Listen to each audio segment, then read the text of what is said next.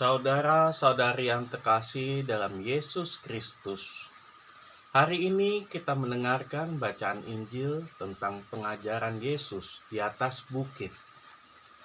Kita mengenalnya dengan pengajaran Yesus Kristus tentang 8 sabda bahagia.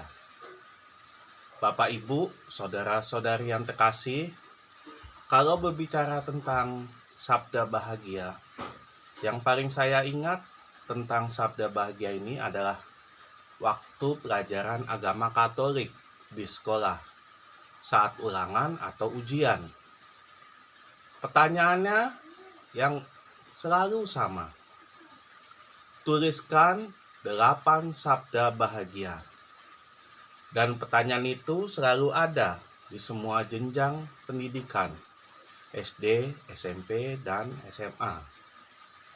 Bapak Ibu yang mendapatkan pelajaran agama Katolik pasti pernah mendapat pertanyaan itu di sekolahnya. Coba ingat-ingat, pada saat pertanyaan itu kita bisa menjawab berapa sabda bahagia. Berbicara tentang kebahagiaan, saya jadi teringat tentang berita yang sedang viral beberapa minggu yang lalu, yaitu tentang apa? Tentang Fajar Sad Boy, seorang anak remaja berumur 15 tahun yang sedang bersedih karena putus cinta. Dia terkenal karena dia pandai merangkai kata-kata dan puitis. Dia juga terkenal karena ekspresi sedihnya yang terlihat natural dan tidak dibuat-buat.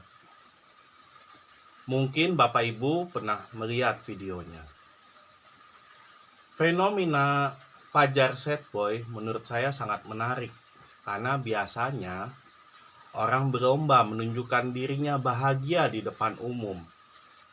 Menunjukkan kebahagiaannya karena uang yang banyak, barang mewah, pasangan yang cantik, dan sebagainya. Tapi ini ada seorang remaja yang malah menunjukkan kesedihannya di depan umum. Sungguh-sungguh sangat menghibur.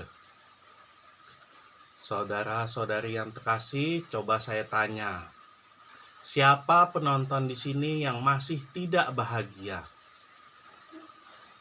Bagi yang tidak bahagia, coba baca baik-baik lagi bacaan Injil hari ini.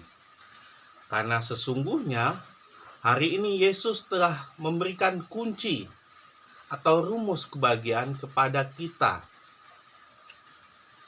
Berbahagialah orang yang lemah lembut.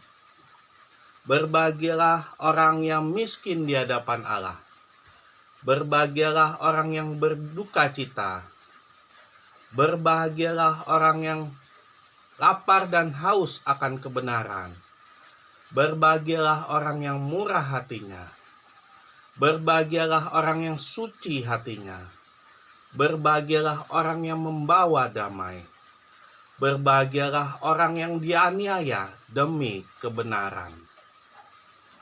Dengan kata lain, dapat disimpulkan, kalau kita ingin bahagia, kita harus miskin di hadapan Allah, berduka cita, lemah lembut, lapar dan haus akan kebenaran, murah hati, suci hati, membawa damai, dan dianiaya demi kebenaran. Itulah semuanya cara untuk mendapatkan kebahagiaan. Kunci atau rumus bahagia versi Tuhan. Saudara-saudari yang terkasih, di zaman sekarang ini biasanya kebahagiaan hanya diukur oleh uang, dan uang. Bahkan anak kecil pun sudah tahu nilai uang dan mengukur semuanya dari uang. Setiap hari mereka minta uang terus buat jajan katanya. Bahkan di tahun lalu, saat kasus flexing marak, saat Indra Kents masih berjaya dan ngomong, wow, murah banget. Banyak orang tergoda dan ikut investasi bodong itu. Hanya karena ingin kaya dengan cepat. Atau saat Piala Dunia, saat kita bertaruh untuk negara favorit kita. Salah satu tujuan utamanya berjudi itu ya untuk mendapatkan uang dengan cepat dan banyak. Bohong kalau berjudi itu cuma untuk rame-ramean atau ikut-ikutan aja. Pasti tujuannya ujung-ujungnya duit dan duit terus. Saat ini kebanyakan orang masih menjadikan uang sebagai tolak ukur mereka. Kerja pun harus ada uangnya. Jarang ada orang yang mau kerja sosial. Begitupun dengan relasi kita ke orang lain. Biasanya mempertimbangkan hubungan yang saling menguntungkan atau harus cuan. Ini saya menyebutkan biasanya atau kebanyakan orang ya. Artinya ada beberapa orang juga yang tidak demikian, yang tidak mengutamakan uang. Fenomena bahagia sama dengan uang banyak, sama dengan kaya ini, memang tidak bisa kita tolak, karena memang ada di sekitar kita. Apakah salah? Kalau saya jawab sih, tidak juga. Karena manusia tetap butuh makan, tetap butuh uang untuk menaikkan taraf ekonominya. Untuk biaya kesehatan, pendidikan, beli rumah, motor, mobil, dan sebagainya. Tapi ingat, jangan sampai kita diperbudak oleh uang.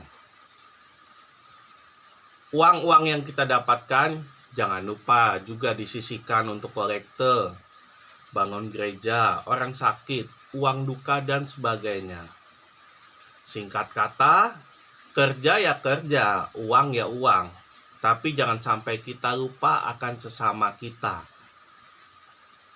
Saudara-saudari yang terkasih, hari ini kalau dicermati baik-baik perkataan Yesus tadi, upah yang diberikan untuk melakukan sabda bahagia itu tidak ada satupun yang menyebutkan uang atau kekayaan. Hadiah yang diberikan Tuhan adalah yang miskin di hadapan Allah. Merekalah yang punya kerajaan surga. Yang berduka cita akan dihibur. Yang lemah lembut akan memiliki bumi. Yang lapar dan haus akan kebenaran akan dipuaskan.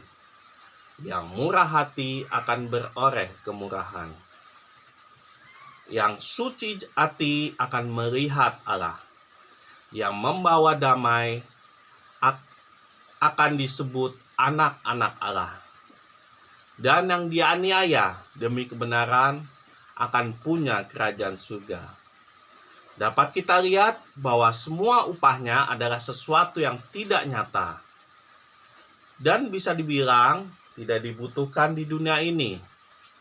Karena buat apa kita punya kerajaan surga, dihibur, memiliki bumi, dipuaskan, beroleh kemurahan, melihat Allah, disebut anak-anak Allah, dan punya kerajaan surga. Kalau sepanjang hidupnya, hidup susah, miskin, dan serba kekurangan.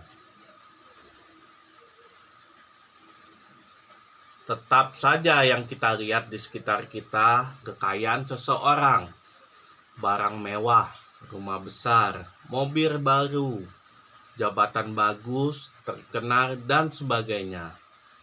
Dan kadang kita ikut berambisi untuk mendapatkan itu semua. Tapi coba kita lihat baik-baik. Kadang kita melihat orang yang kaya seperti itu kok nggak bahagia ya. Coba bandingkan dengan orang miskin.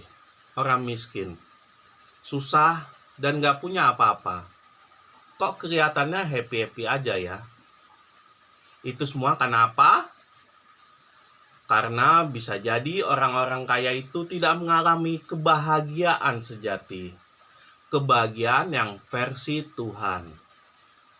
Maka dari itu Bapak Ibu, saudara-saudari terkasih, Hari ini kita diajak untuk merenung kembali. Apakah kita bahagia? Apakah kebahagiaan yang kita miliki ini adalah kebahagiaan yang kita cari di akhirat nanti? Apakah kita sudah mendapatkan kebahagiaan sejati? Apakah kita sudah melaksanakan 8 sabda bahagia itu? Marilah kita hening sejenak, marilah kita merenung.